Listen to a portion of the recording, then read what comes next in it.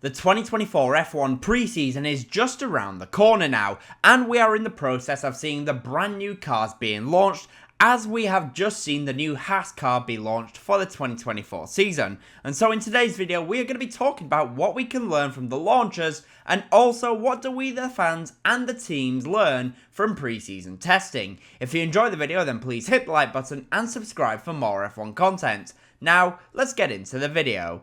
As I mentioned at the beginning, it is officially car launch season, and pre-season testing at the Bahrain International Circuit is just around the corner, where we will get our first proper glimpses of the 2024 F1 cars out on track. During the launches, we typically get to see a glimpse of what the brand new cars are going to be like. Typically though, at least through the more recent years, car launches themselves are where we see the brand new livery. That's because in recent years, F1 teams have opted to either launch last year's car with an updated livery, or they have launched a pre-season spec of their car, which might not even make it to testing. So launches themselves have become more of a livery launch over the years, and to be honest, for the majority of fans, this is fine. We all want to see what the new liveries look like, although sadly they seem to be looking more and more naked as the teams are trying to desperately save every possible gram in weight. The car itself, though, may look completely different when it comes to testing. Most famously, this was the case for the Mercedes car in 2022. The W13 that was launched initially had side pods, and at the first preseason test in Barcelona, they still had those side pods. However, very quickly, this was ditched, and the zero side pod concept was brought to life, and they thought they had won up the competition. But of course, as we all know, it was not meant to be for them. It will be interesting to see if anyone has anything radical up their sleeves this year, but I'm not sure we'll see anything too radical. With this now being the third year of these current regulations, I don't really expect that we will see anything too drastic, as I said, as the field now seems to be converging on a design similar to what the Red Bull has, which kinda makes sense given how dominant Red Bull have been in 2022 and more so in 2023. As I mentioned, pre-season testing takes place at the Bahrain International Circuit. It used to always take place at Barcelona, but in recent years it has made more sense to move the testing to Bahrain. The circuit does make a pretty good circuit for testing. Not only is the weather in Bahrain much more favourable than Barcelona for pre-season, but the circuit is also a good test for teams when it comes to the straight line performance, their ability on the brakes, and also the stability of the car, and also the downforce. Turn 1, Turn 8 and Turn 14 all test the car's ability to stop in heavy braking zones. Turn 9 and Turn 10 test the car's ability, as the corner is a very tricky braking zone where they are both cornering and braking heavily. Finally, turns 5, 6, 7 and Turn 12 test the car's ability to change direction at medium to high speed, which will test their downforce levels. And finally, the first couple of corners test the car's ability in slow speed corners and the mechanical grip of the car. All of these together make the Bahrain International Circuit a great place to go testing, as well as racing. Typically, the Bahrain circuit does also produce great races with multi-stops, and also plenty of on-track overtakes, although last year's race didn't produce that many. I just want to say that if you are enjoying the video so far, then I would really appreciate it if you hit the like button and subscribe for more F1 content. I'm on my way to 5k subs, and I would really appreciate it if you help me get there. Now though, let's get back to this video. So with all of this in mind then, what actually happens during pre-season testing, and what can we learn from testing? Firstly, it needs to be said that pre-season testing is nothing like a practice session. Pre-season testing for the teams is all about learning what car they actually have for the season. Does the data from the simulator match up with what's actually happening out on track? Because of this, we typically see the teams do a lot of different things. One thing that we usually see, especially on the first day, is that the teams will run with a lot of different sensors, as they are measuring a multitude of different things, from pressure levels to the airflow off the cars. This is when we see them running with large aerodynamic rakes, such as these right here. During these tests, the drivers could be doing a number of different tests.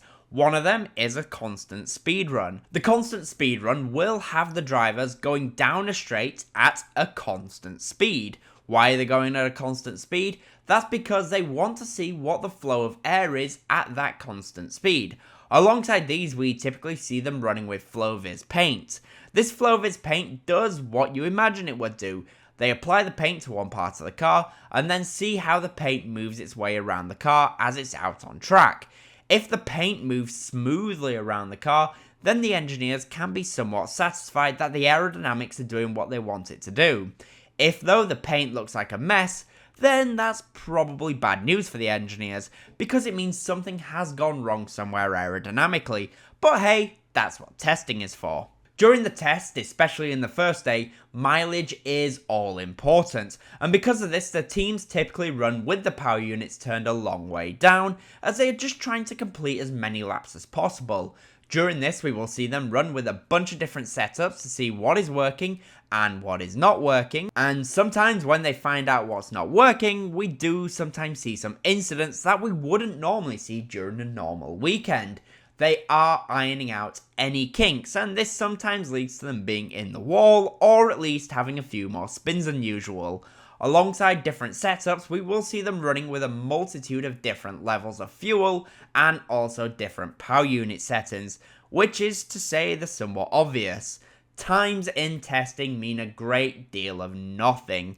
It is not unheard of for one of the slowest teams to actually set one of the fastest times in testing. Usually they are doing this because they are in need of some positive publicity before the season actually starts. As testing is all about, well, testing, Pirelli bring all of their tyres to the test. This gives the teams an opportunity to try out every single tyre before the season gets underway, even though the C4 and C5 tyres will almost certainly never be raced around Bahrain. So, with that in mind then, what can we actually learn if the testing times don't really matter? The stint lengths don't really matter either, and the top speed doesn't really mean anything either.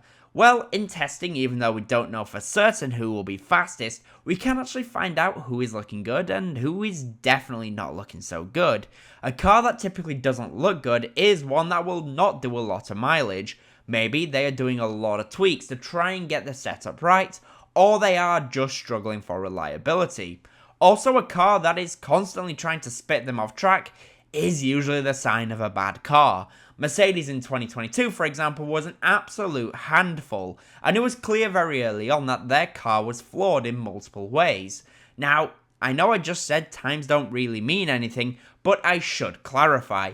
That is singular fast laps. They don't really count, but if a team goes out and pumps in 10 to 15 very consistent, somewhat fast laps, then it could be indicating that they actually have a good car, and that they're in a good position for the season.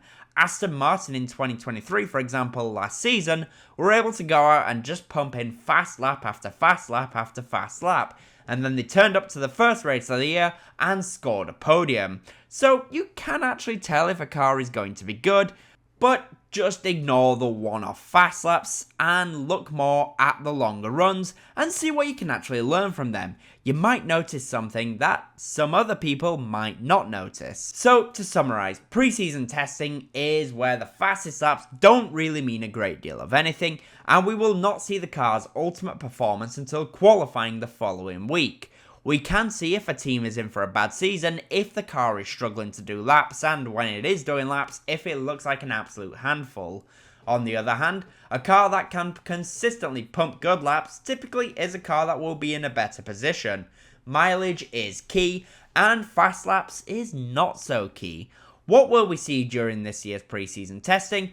Who will stand out and who will struggle? In the comment section, let me know what your thoughts will be down below. And as always, comment, leave a like, and subscribe for more F1 content. Thank you all so much for watching.